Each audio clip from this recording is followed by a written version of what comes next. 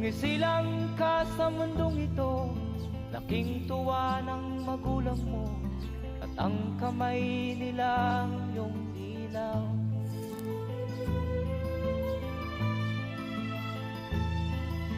At ang nanay at tatay mo'y di malaman ang gagawin, namasdan pati pagtulog mo.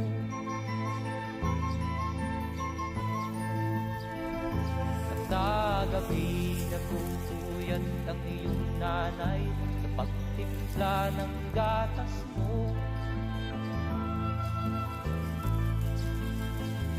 At sa umaga na may talong ka ng iyong amang tuwang-tuwa sa'yo.